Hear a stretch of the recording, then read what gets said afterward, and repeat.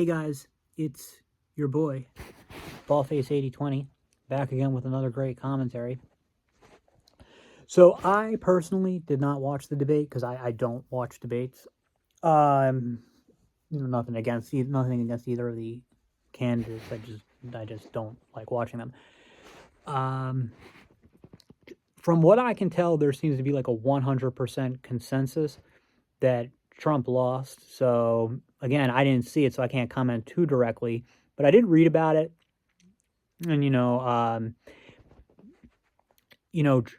read not just about the debate, but people's reactions to it. And read some live tweeting of it, and I had people who were watching it, texting me during it,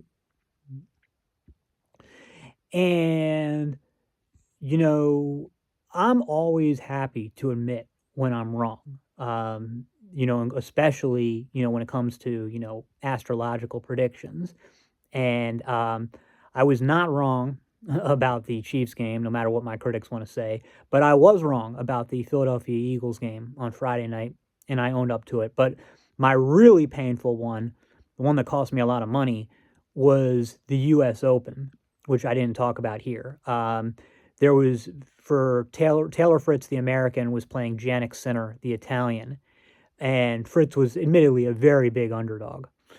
But the chart clearly showed that the underdog would win, and not only did he lose, he lost in three straight sets. Now, there was a time in the match where he was looking pretty good, but those kind of things happen.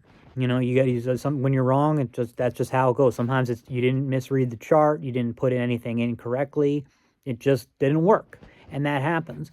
So, as I'm sure some of you at least know, I made a prediction that Trump would win the debate. And, we have everybody saying Trump lost the debate. Here, though, I'm not willing to concede defeat.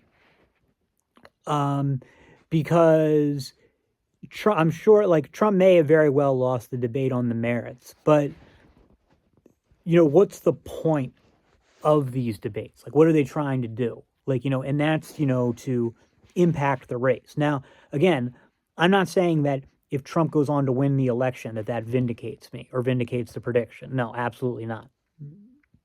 What I'm saying is that what do we mean by win? Does winning the debate, the way I interpreted it, and I'll be straightforward about this, the way I interpreted it is meaning just like everybody after the Biden debate said, oh yeah, Trump won that. I was expecting, that's how I interpreted victory. And it's fine if if you want to interpret it that way, that's fine too.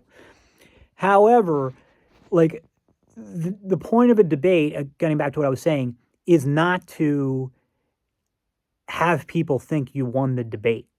It's, the impact on, it's the impact it's going to have on the race, regardless of how the race ultimately shakes out. And the reality is that Trump was going into this debate with a 3-point lead. Kamala is not well liked. She's the one that needed to change the narrative, change the trajectory of this race, to rally her own troops, but most importantly, to win over swing voters. And I don't think she did. From what I've seen, I don't think she did. So I think the criticism is going to be that Trump looked like an arrogant, unhinged blowhard. It's yeah, but that's baked in. Swing voters already know who Trump is. He's been around for a long time. We get it. People hate Trump, including swing voters. That's old news. Nobody went into the debate not hating Trump and then is coming out and saying, oh yeah, Trump really sucks. No, they already thought Trump sucked going into it. That's not the question. The question is for people who are undecided, and keep in mind, you're talking about the stupidest people on the planet, that somebody could be undecided between Kamala and Trump at this point. For those people, what are their concerns? What are their concerns? Well, we already know they don't like Trump. That's old news. But they need they need a reason to go and vote for Kamala. And she didn't give that to them. The thing is, Hillary and Biden had their problems, but especially Biden were able to placate enough people in the middle. Enough people in the middle to just like, regardless of what you thought of their policies, because remember, swing voters are retarded and don't care about policy at all. They were able to give them the vibes to win over. I mean, I guess in Hillary's case, it wasn't enough of them, but certainly in Biden's case, he'd be like, yeah, okay, he sucks. I don't like him. He's got some dementia, obviously. He's a jerk. But there's a gravitas there. There's gravitas there. I'm comfortable. Like, there's a level of comfort I have with him. And I think there was to a lesser extent, people felt that way about Hillary. And for the swing voters watching the debate, did Kamala make that same impression? No, I don't think she did. I don't think she went into this 3 points behind, and I'm sure there'll be a polling bump just because of, response bias and stuff. But 2 weeks from now, is the race going to be any different than 3 points behind? Than her 3 points behind? I think there's a good chance it's even worse than 3 points behind in 2 weeks. And in that case, do we count this debate as a victory? So I don't know. It's a matter of interpretation. And I'd be like, anybody who wants to say that I was wrong about it, I'm completely fine with that. I totally respect it. Again, I myself interpreted the chart as meaning Trump would win the debate, like on the merits, which, and that's obviously not what happened. And when I say win, not even on the merits, but just that people would say Trump won the debate, like they did after the first one. And that's obviously not what happened. It's the exact opposite of what happened. So I acknowledge that. However, from a practical perspective, I do think that you can rightfully view Trump as the winner. I think one thing I was pointing out is that in my video about it, I said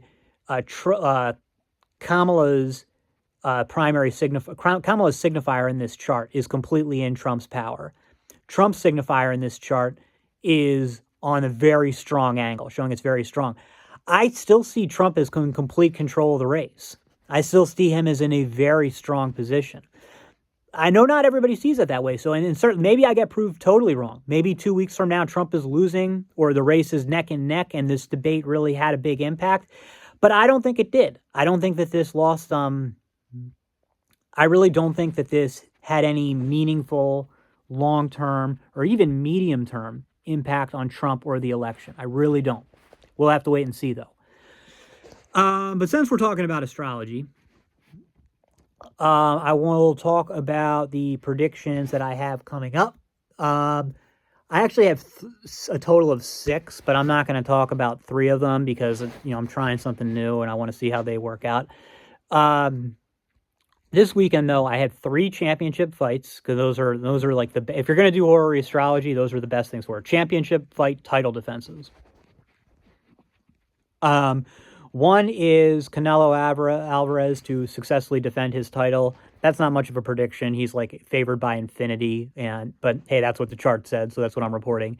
The other is Urslandi Lara to successfully defend his title. Again, not like a hopeless challenger like the other one, but he's favored by, minus 240 or something, so it's a lot.